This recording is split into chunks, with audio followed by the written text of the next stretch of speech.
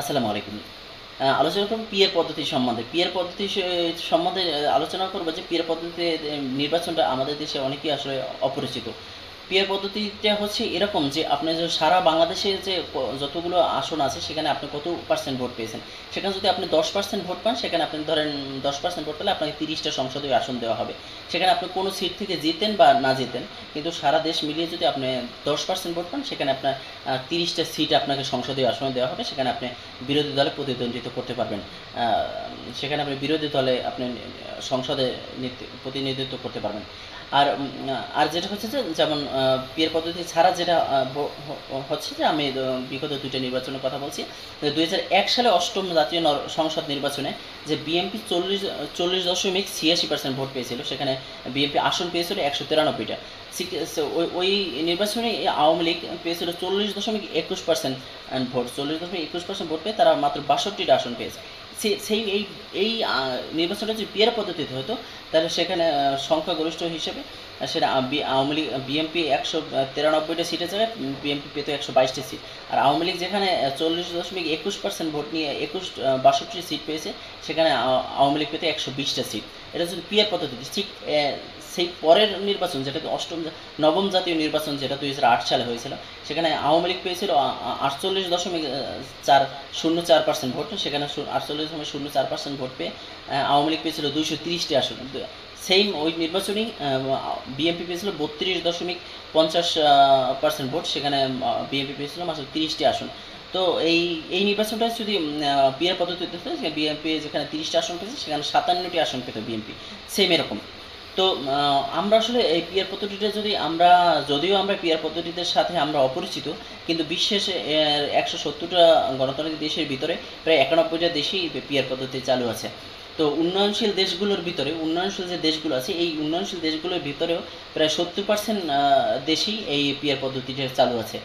তো পিয়ার পদ্ধতিটা পরিবর্তে এখন আমাদের দেশে যেটা চালু আছে, সেটা হচ্ছে যে ধরেন চারজন একটা নির্বাচনে প্রতিদ্বন্দ্বিতা করছে। চারজন চারজন প্রতিদ্বন্দ্বিতা করছে, সেখানে 20% করে, তিনজনে 20% করে 60% ভোট পেল, আর একজনে ভোট পেল 25%।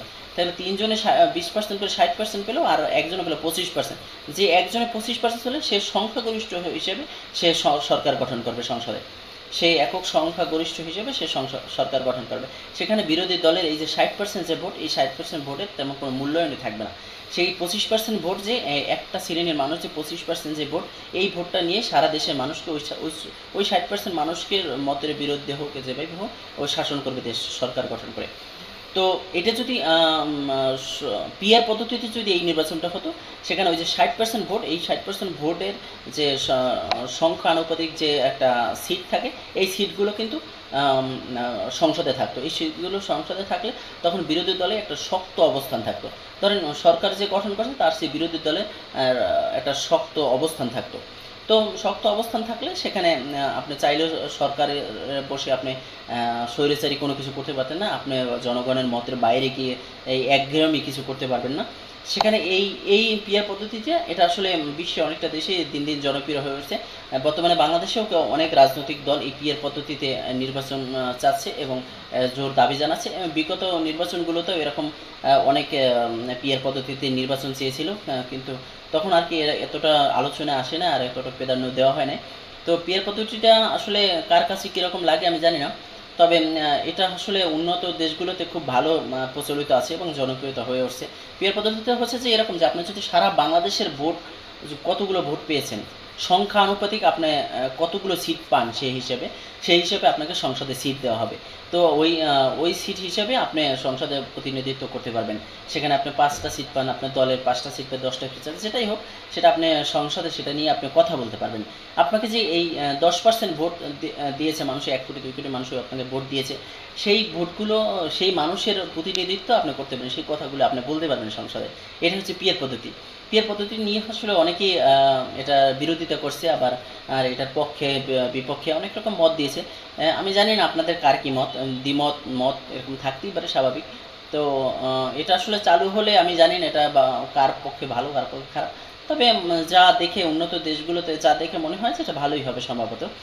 তার কারণ শক্ত একটা গণতান্ত্রিক দেশে যদি আপনার শক্ত বিরোধী দল না থাকে, সেখানে সরকার আপনি চাইলেই যা খুশি তাই করবে, সেটা স্বৈরাচারী হোক, সেটা একঘেয়েমি হোক, তার মন মতো করবে, সে ইসলাম বিরোধী করবে, ইসলামের পক্ষে করবে, সেটা মানে সরকার যেটা চাইবে। হ্যাঁ, হা জয়যুক্ত হয়েছে, হা জয়যুক্ত হয়েছে, হা জয়যুক্ত হয়েছে, মানে যখন আর কি সব লোক থাকবে আপনার সব সংসদীয় আসনের সংসদ সদস্য থাকবে ওই 25% লোকের, যে 25% বললো, এই 25% লোকের সংসদ সদস্য হতে 25% লোকে যা বলবে সবার তাই শুনতে হবে।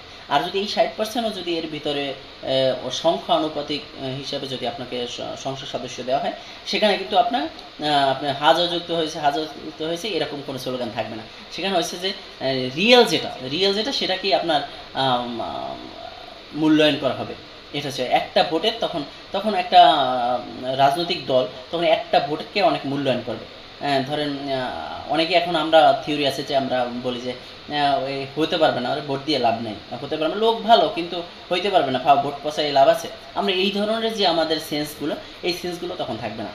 তখন আসলে একটা ভোট যদি তার পক্ষে যায়, একটা ভোট তার পকেটে গেলে ওই ভোটটা সংখ্যানুপাতিক যখন সে সারা বাংলাদেশে ভোটগুলো একত্রিত করবে, তখন দেখবেন যে তার একটা মানে কিছু একটা সিটের হয়ে যাবে, আশঙ্কা হয়ে যাবে।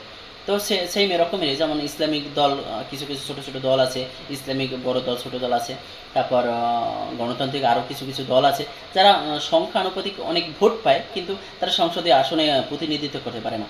তো এই সংসদীয় আসনে যাতে প্রতিনিধিত্ব করতে পারে সংখ্যানুপাতিক কিছু ভোট নিয়ে, তা এই জন্য হচ্ছে পিয়ার পদ্ধতিটা।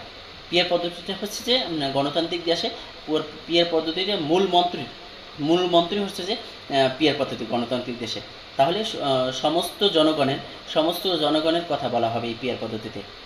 তো আলোচনা যতটুকু করেছি আমি বুঝতে পেরেছি, ততটুকু বলেছি, ভুল ত্রুটি ক্ষমার দৃষ্টিতে দেখবেন। আবার নতুন আলোচনা নিয়ে আসবো। সবাই ভালো থাকবেন। আসসালামু আলাইকুম।